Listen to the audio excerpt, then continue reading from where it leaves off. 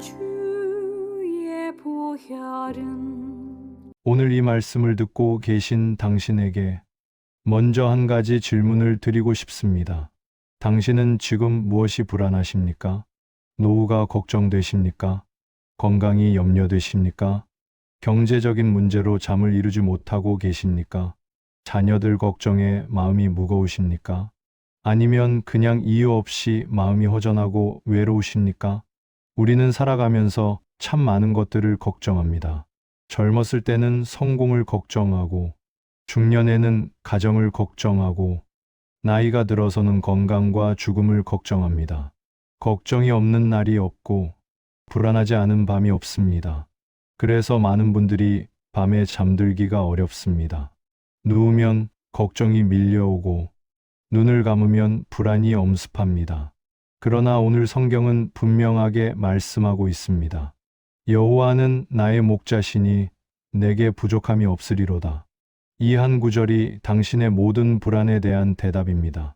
하나님이 당신의 목자가 되신다면 당신에게는 부족함이 없습니다. 걱정할 것이 없습니다. 두려워할 것이 없습니다. 시편 23편은 성경에서 가장 사랑받는 말씀입니다. 수천 년 동안 셀 수 없이 많은 사람들이 이 말씀을 통해 위로를 받았습니다. 전쟁터에서, 병상에서, 감옥에서, 죽음의 문턱에서 사람들은 이 시편을 암송하며 평안을 얻었습니다. 단 6절밖에 되지 않는 짧은 시편이지만 그 안에 담긴 진리는 우리의 평생을 붙들기에 충분합니다. 오늘 저는 시편 23편 전체를 한 구절씩 깊이 묵상하며 하나님과 동행하는 삶이 어떤 것인지, 하나님의 돌보심이 얼마나 완전한지 함께 나누어 드리려고 합니다. 이 말씀을 들으시는 동안 당신의 마음에 평안이 임하기를 기도합니다. 모든 불안과 걱정이 내려놓아지고 하나님의 품 안에서 쉬시기를 소망합니다. 이제 시편 23편의 첫 구절부터 함께 살펴보겠습니다. 첫 번째 구절. 여호와는 나의 목자시니 내게 부족함이 없으리로다. 시편 23편은 다윗이 쓴 시입니다. 다윗은 어린 시절 목자였습니다. 아버지 이새의 양들을 돌보는 일을 했습니다. 그래서 그는 목자가 무엇을 하는지 정확히 알고 있었습니다.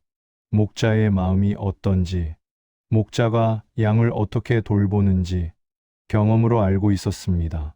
그런 다윗이 하나님을 나의 목자라고 고백합니다. 이것은 단순한 비유가 아니라 깊은 경험에서 나온 신앙 고백입니다. 하나님은 마치 목자가 양을 돌보듯이 나를 돌보아 주신다는 것입니다. 목자와 양의 관계를 생각해 보십시오. 양은 가장 연약한 동물 중 하나입니다. 시력이 나빠서 멀리 보지 못합니다. 방향 감각이 없어서 쉽게 길을 잃습니다. 스스로를 보호할 능력이 없어서 맹수의 먹이가 되기 쉽습니다. 넘어지면 혼자 일어나지 못하는 경우도 많습니다. 한마디로 양은 누군가의 돌봄 없이는 생존할 수 없는 존재입니다. 우리도 마찬가지입니다. 우리는 스스로 강하다고 생각하지만 사실 우리도 양처럼 연약합니다. 미래를 보지 못하고 방향을 잃기 쉽고 스스로를 지키는데 한계가 있습니다. 인생의 넘어짐 앞에서 혼자 일어나기 힘들 때가 많습니다. 그래서 우리에게는 목자가 필요합니다. 돌보아 주시는 분이 필요합니다. 다윗은 그 목자가 바로 여호와 하나님이시라고 고백합니다. 여호와는 나의 목자시니, 여기서 나이라는 단어가 중요합니다. 그냥 목자가 아니라 나의 목자입니다. 개인적인 관계입니다. 하나님은 수십억 인류의 하나님이시지만 동시에 당신 한 사람의 목자이십니다. 당신을 개인적으로 알고 계시고 당신을 개인적으로 돌보십니다. 그리고 다윗은 선언합니다. 내게 부족함이 없으리로다. 목자가 있는 양에게는 부족함이 없습니다. 목자가 풀밭으로 인도하고, 목자가 물가로 데려가고, 목자가 위험에서 보호하기 때문입니다. 양은 아무것도 걱정할 필요가 없습니다. 목자가 모든 것을 책임지기 때문입니다. 당신에게 여호와가 목자가 되신다면 당신에게도 부족함이 없습니다. 지금 당장 눈앞에 부족해 보이는 것이 있을 수 있습니다. 통장, 잔고가 부족하고, 건강이 부족하고, 사랑해주는 사람이 부족하게 느껴질 수 있습니다. 그러나 하나님이 당신의 목자시라면 그 모든 부족함을 채워주실 것입니다. 빌립보서 4장 19절은 약속합니다. 나의 하나님이 그리스도 예수 안에서 영광 가운데 그 풍성한 대로 너희 모든 쓸 것을 채우시리라. 하나님은 풍성하신 분이십니다. 그 풍성함으로 당신의 필요를 채우십니다. 부족함이 없도록 하십니다. 이 고백을 당신의 것으로 삼으십시오. 여호와는 나의 목자시니 내게 부족함이 없으리로다. 입술로 고백하십시오. 마음으로 믿으십시오. 하나님이 당신의 목자가 되시면 당신의 인생에 부족함이 없을 것입니다. 두 번째, 9절.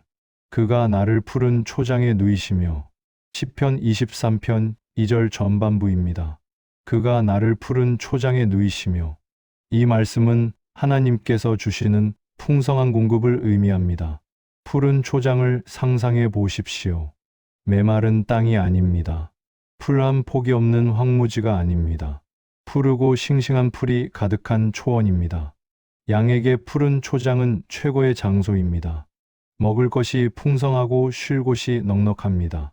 아무 걱정 없이 배불리 먹고 편히 쉴 수 있는 곳입니다. 하나님은 당신을 그런 곳으로 인도하십니다.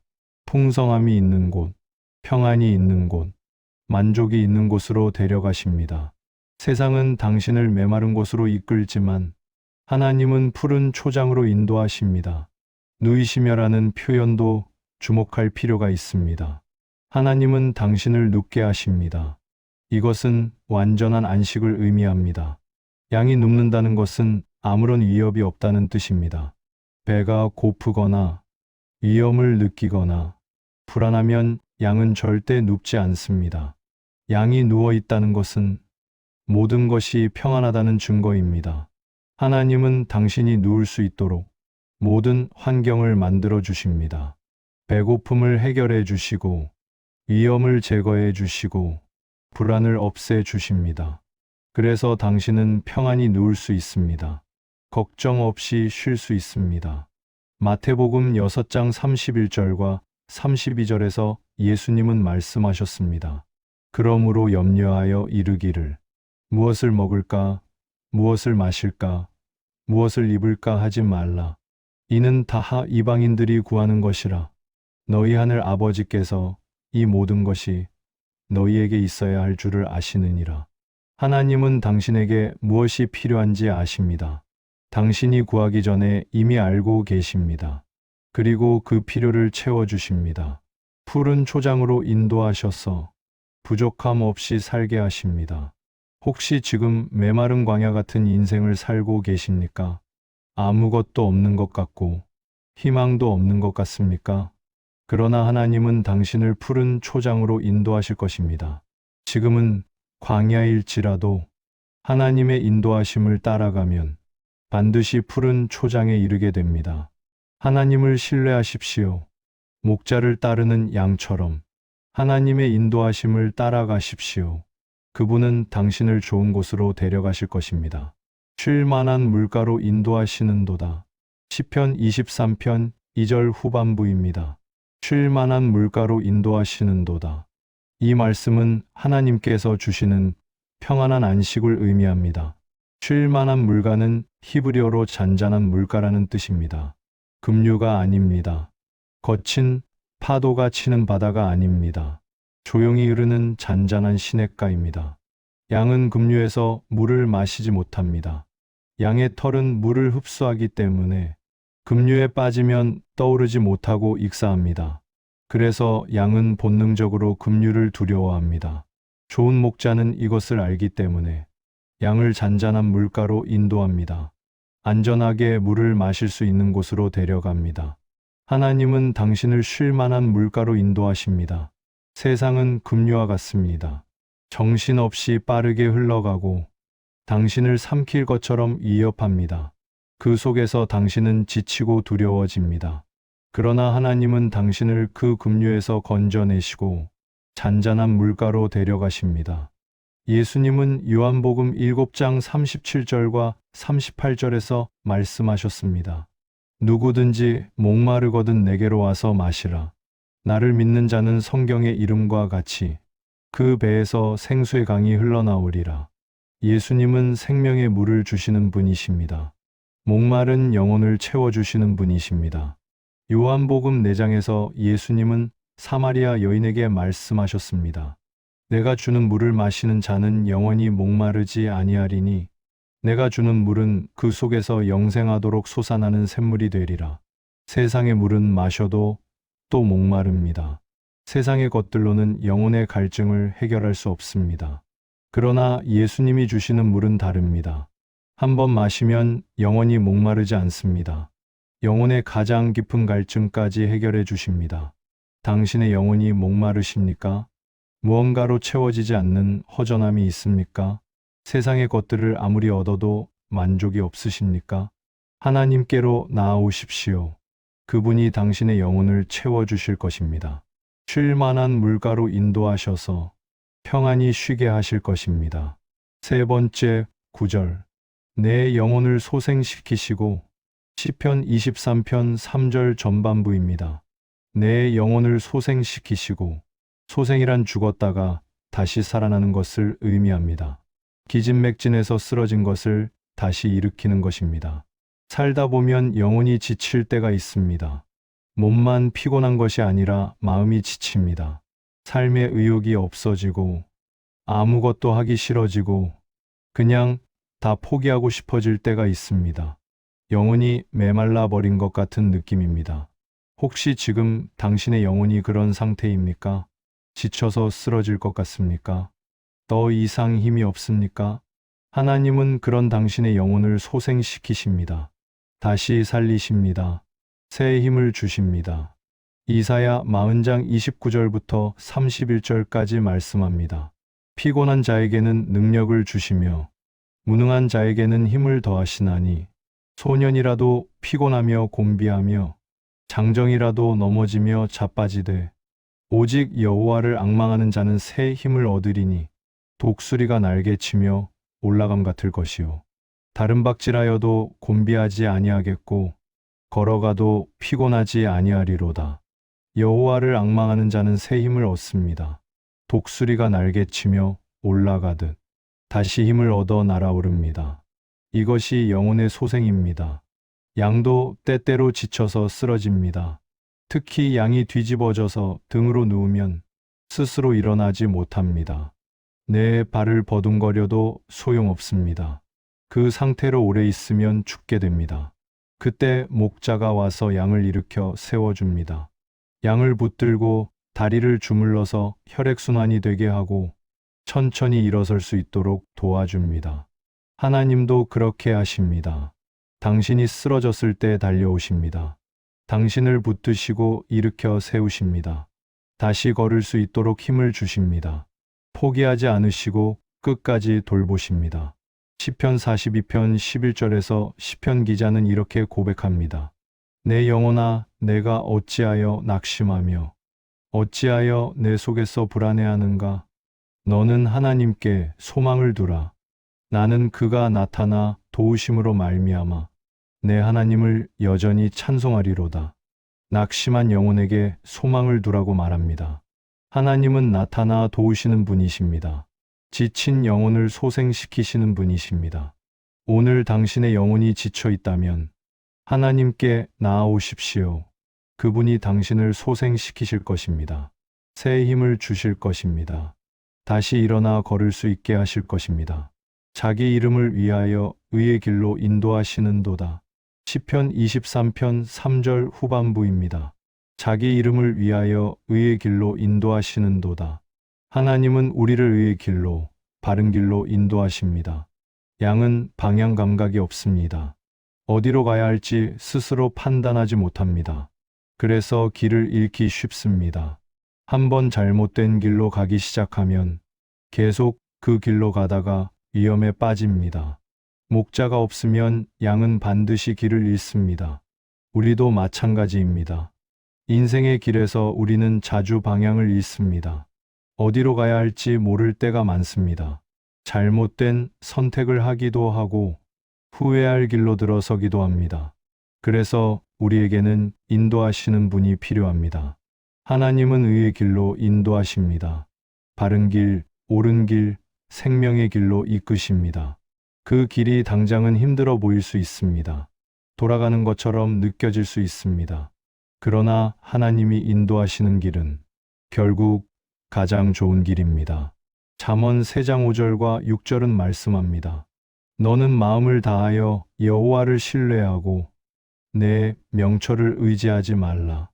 너는 범사의 그를 인정하라. 그리하면 내 길을 지도하시리라. 우리의 판단을 의지하지 말고 하나님을 신뢰하라고 합니다. 그러면 하나님이 길을 지도해 주십니다. 자기 이름을 위하여라는 표현도 중요합니다. 하나님은 자신의 이름을 걸고 우리를 인도하십니다. 하나님의 명예가 걸려 있습니다. 좋은 목자라는 하나님의 이름이 걸려 있습니다. 그래서 하나님은 반드시 좋은 길로 인도하십니다. 실패하지 않으십니다.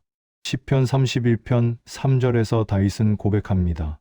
주는 나의 반석과 산성이시니 그러므로 주의 이름을 생각하셔서 나를 인도하시고 지도하소서. 하나님의 이름을 생각하셔서 인도해 달라고 기도합니다.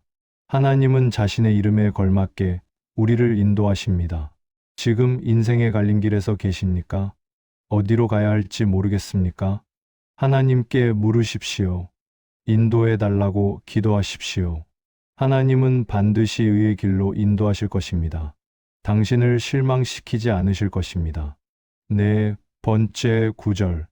내가 사망의 음침한 골짜기로 다닐지라도 시편 23편 4절 전반부입니다. 내가 사망의 음침한 골짜기로 다닐지라도 이 말씀은 인생의 가장 어둡고 힘든 순간을 의미합니다. 사망의 음침한 골짜기, 히브리어로는 깊고 어두운 그늘의 골짜기라는 뜻입니다.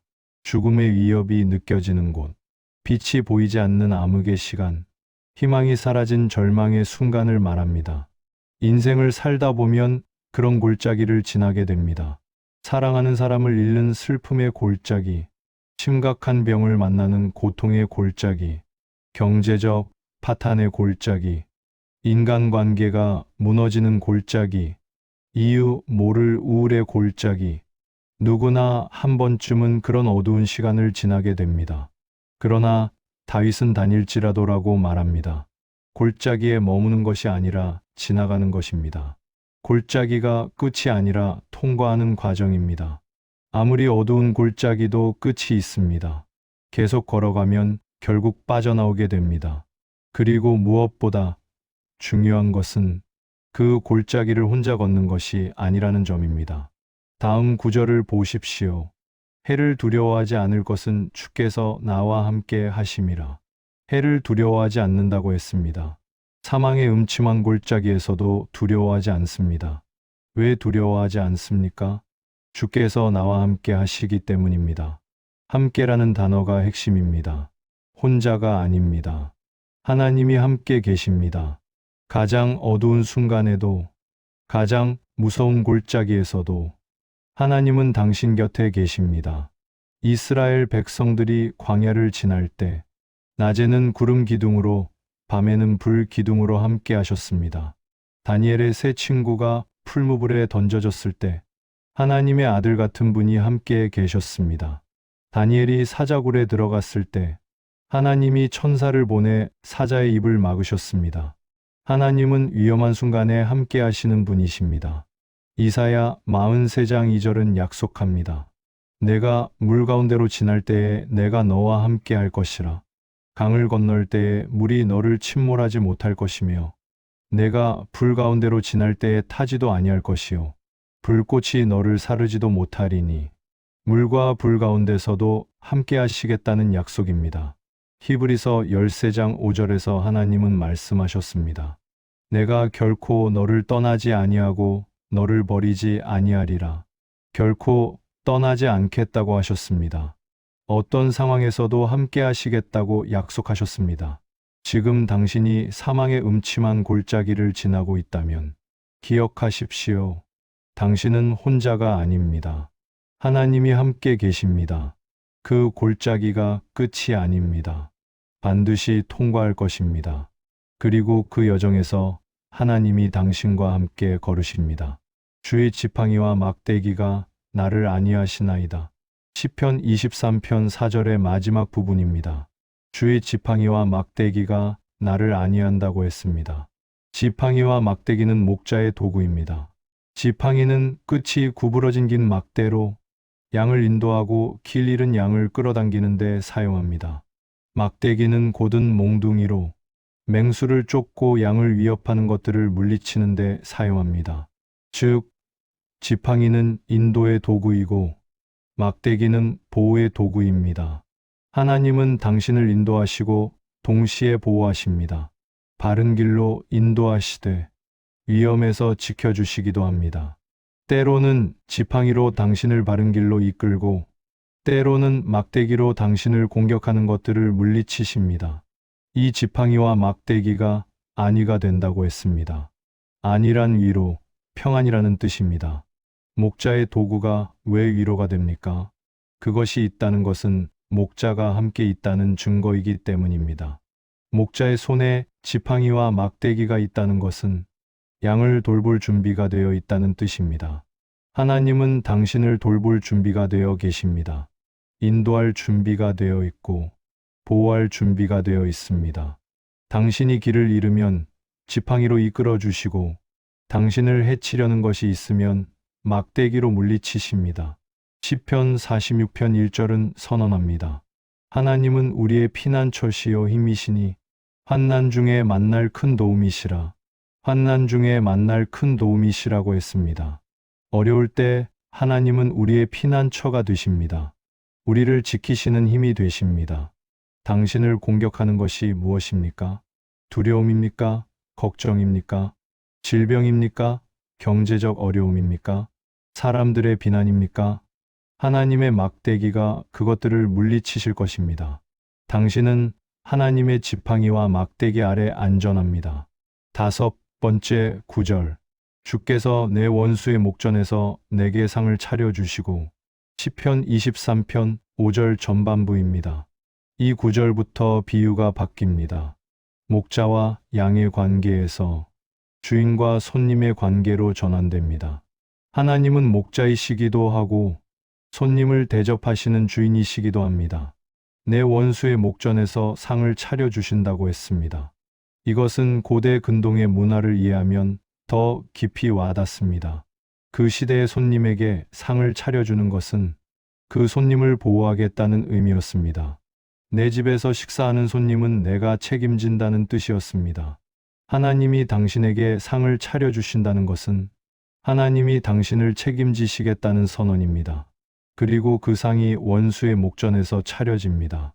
원수가 보는 앞에서 당신을 대접하십니다. 원수가 손을 대지 못하도록 보호하시면서 동시에 풍성한 식사를 제공하십니다. 당신의 원수가 누구입니까? 사탄입니까? 당신을 미워하는 사람입니까? 질병입니까? 가난입니까? 두려움입니까? 절망입니까? 그 원수들이 보는 앞에서 하나님은 당신에게 상을 차려주십니다. 원수들은 아무것도 할 수 없습니다. 그저 바라볼 수밖에 없습니다. 하나님이 당신을 보호하고 계시기 때문입니다. 로마서 8장 31절은 질문합니다. 만일 하나님이 우리를 위하시면 누가 우리를 대적하리요? 하나님이 우리 편이시면 아무도 우리를 대적할 수 없습니다. 원수가 아무리 많아도 두려워할 것이 없습니다. 하나님이 우리를 보호하고 계시기 때문입니다. 시편 78편 19절에서 이스라엘 백성은 의심했습니다. 하나님이 광야에서 상을 차리실 수 있으랴. 광야는 아무것도 없는 곳입니다. 상을 차릴 재료가 없습니다. 그러나 하나님은 광야에서도 상을 차리셨습니다. 만나를 내려주시고 메추라기를 보내주셨습니다. 반석에서 물이 나오게 하셨습니다. 하나님은 불가능한 상황에서도 상을 차려주시는 분입니다. 아무것도 없는 것 같은 당신의 상황에서도 하나님은 풍성함을 공급하실 수 있습니다. 원수가 가득한 환경에서도 하나님은 당신을 보호하시며 축복하실 수 있습니다. 기름을 내 머리에 부으셨으니 내 잔이 넘치나이다. 시편 23편 5절 후반부입니다. 기름을 머리에 붓는 것은 환영과 축복의 표시였습니다. 고대 근동에서 귀한 손님이 오면 향유로 머리에 기름을 부어 대접했습니다. 이것은 최고의 환대를 의미했습니다. 하나님은 당신을 귀한 손님으로 대접하십니다. 천대하지 않으시고 무시하지 않으시고 귀하게 여기십니다. 기름을 부어 축복하십니다. 또한 기름 부음은 성령의 임재를 상징하기도 합니다. 하나님은 성령으로 당신을 채우십니다. 성령의 기름 부음이 당신 위에 있습니다. 하나님의 능력과 은혜가 당신과 함께합니다. 내 잔이 넘친다고 했습니다. 잔은 인생을 상징합니다. 하나님은 당신의 인생을 가득 채우실 뿐 아니라 넘치도록 부어주십니다. 겨우 먹고 살 정도가 아닙니다. 풍성하게 넘치게 주십니다. 요한복음 10장 10절에서 예수님은 말씀하셨습니다. 내가 온 것은 양으로 생명을 얻게 하고 더 풍성히 얻게 하려는 것이라. 예수님은 생명을 주시되 풍성히 주십니다. 겨우 생존하는 삶이 아니라 넘치는 삶을 주시기 원하십니다. 에베소서 3장 20절은 말씀합니다. 우리 가운데서 역사하시는 능력대로 우리가 구하거나 생각하는 모든 것에 더 넘치도록 능히 하실 이에게 구하거나 생각하는 것보다 더 넘치도록 하신다고 했습니다. 우리의 기대 이상으로 채워주시는 분이 하나님이십니다. 당신의 삶이 메말라 있습니까? 잔이 비어 있는 것 같습니까? 하나님께 나아오십시오. 그분은 당신의 잔을 넘치도록 채워주실 것입니다. 부족함이 아니라 풍성함으로, 메마름이 아니라 넘침으로 채워주실 것입니다. 6번째 9절. 내 평생의 선하심과 인자하심이 반드시 나를 따르리니. 시편 23편 마지막 절의 전반부입니다. 내 평생의 선하심과 인자하심이 반드시 나를 따른다고 했습니다. 선하심은 하나님의 좋으심을 의미합니다. 하나님은 선하신 분이십니다. 나쁜 것을 주시지 않습니다. 항상 좋은 것을 주시기 원하십니다. 인자하심은 변함없는 사랑을 의미합니다. 히브리어로 헤세드인데 언약에 기반한 신실한 사랑을 뜻합니다. 상황에 따라 변하지 않는 사랑입니다. 이 선하심과 인자하심이 나를 따른다고 했습니다. 따른다는 표현이 특이합니다. 보통은 우리가 하나님을 따른다고 말합니다. 그런데 여기서는 하나님의 선하심과 인자하심이 우리를 따른다고 합니다. 이것은 무슨 뜻입니까? 하나님의 복이 우리를 쫓아온다는 뜻입니다. 우리가 애써 잡으려 하지 않아도 하나님의 선하심이 우리에게 다가옵니다. 우리가 자격이 없다고 느껴도 하나님의 인자하심이 우리를 찾아옵니다. 내 평생에라고 했습니다. 한때가 아니라 평생입니다. 젊을 때만이 아니라 늙어서도, 건강할 때만이 아니라 아플 때도, 형통할 때만이 아니라 어려울 때도 평생 동안 하나님의 선하심과 인자하심이 함께합니다. 반드시라는 단어도 중요합니다. 확실하다는 뜻입니다. 어쩌면 그럴 수도 있다가 아닙니다. 반드시 따릅니다. 의심할 여지가 없습니다. 하나님이 약속하셨기 때문입니다. 시편 103편 17절은 말씀합니다. 여호와의 인자하심은 자기를 경외하는 자에게 영원부터 영원까지 이르며 그의 의는 자손의 자손에게 이르리니. 하나님의 인자하심은 영원부터 영원까지입니다. 시작도 없고 끝도 없습니다. 당신의 과거에도 함께했고 현재도 함께하시며 미래에도 함께하실 것입니다. 예레미야가 3장 22절과 23절은 고백합니다.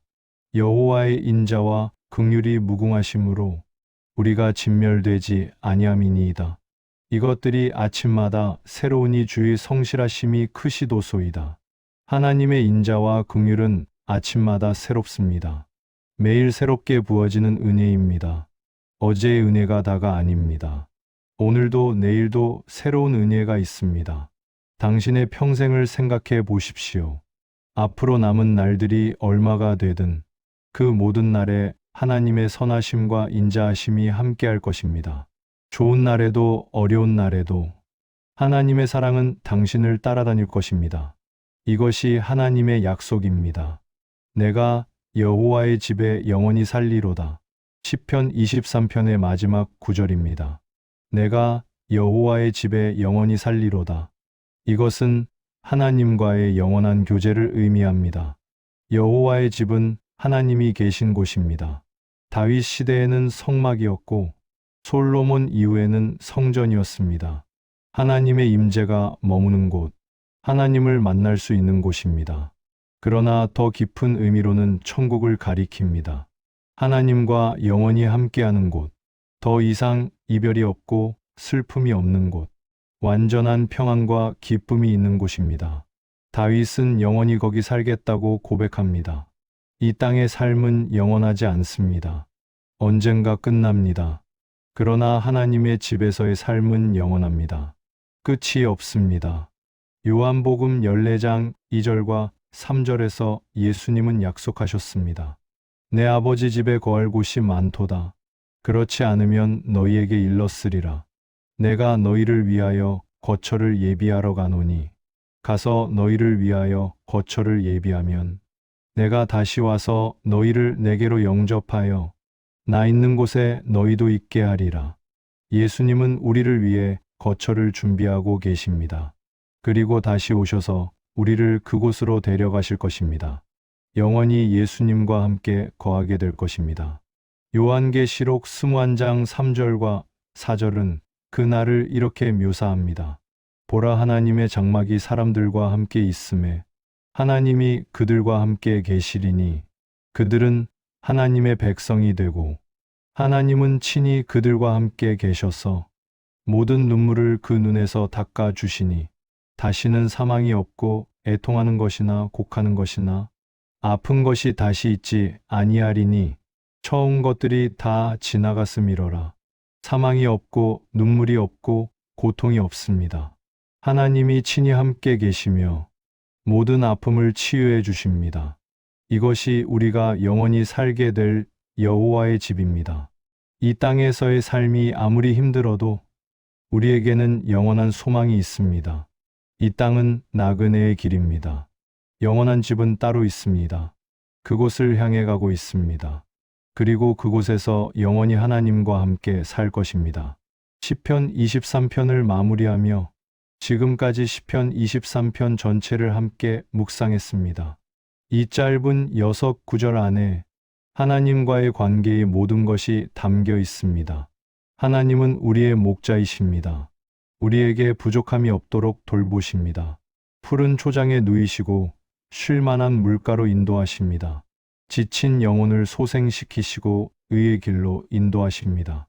사망의 음침한 골짜기에서도 함께 하시며 지팡이와 막대기로 안위해 주십니다. 원수의 목전에서 상을 차려주시고 기름을 부어 축복하시며 잔이 넘치게 하십니다. 평생 선하심과 인자하심으로 따르시고 영원히 하나님의 집에서 살게 하십니다. 이것이 하나님과 동행하는 삶입니다. 이것이 하나님의 양으로 사는 삶입니다. 불안해할 것이 없습니다. 걱정할 것이 없습니다. 두려워할 것이 없습니다. 하나님이 모든 것을 책임져 주시기 때문입니다. 오늘 이 말씀을 들으신 당신이 시편 23편을 자신의 고백으로 삼으시기를 바랍니다. 여호와는 나의 목자시니 내게 부족함이 없으리로다. 이 고백을 입술로 선포하십시오. 상황이 아무리 어려워도 이 고백을 놓지 마십시오. 하나님은 신실하신 분이십니다. 약속하신 것은 반드시 지키십니다. 당신이 하나님을 신뢰하면 하나님은 당신의 목자가 되어 주실 것입니다. 당신을 돌보시고 인도하시고 보호하실 것입니다. 평생 동안 그리고 영원토록 함께 기도하겠습니다. 사랑의 하나님 아버지, 감사합니다. 여호와는 나의 목자시니 내게 부족함이 없다고 고백할 수 있는 은혜를 주시니 감사합니다. 오늘 이 말씀을 듣는 모든 분들이 하나님을 자신의 목자로 모시게 해주시옵소서. 불안과 걱정을 내려놓고 하나님의 돌보심을 신뢰하게 해주시옵소서. 노후의 염려, 건강의 걱정, 미래의 두려움, 이 모든 것을 주님께 맡기게 해 주시옵소서. 푸른 초장에 누이시고 쉴 만한 물가로 인도하셔서 영혼에 참된 안식을 주시옵소서. 지친 영혼을 소생시켜 주시고 바른 길로 인도하여 주시옵소서. 사망의 음침한 골짜기를 지날지라도 함께 하시는 주님을 의지하여 두려워하지 않게 하시고 주님의 지팡이와 막대기로 안위를 얻게 하시옵소서. 원수의 목전에서 상을 차려주시고 기름을 부어 축복하셔서 잔이 넘치는 삶을 살게 하시옵소서. 평생토록 선하심과 인자하심이 따르게 하시고 마침내 여호와의 집에서 영원히 살게 하시옵소서. 예수님의 이름으로 기도합니다. 아멘. 이 말씀이 은혜가 되셨다면 좋아요와 구독 부탁드립니다. 댓글에 아멘으로 신앙 고백 남겨주시고 주변 분들과도 나눠주세요. 하나님의 품 안에서 평안한 밤 되시길 축복합니다. 여호와는 당신의 목자이십니다. 당신에게 부족함이 없을 것입니다. 샬롬.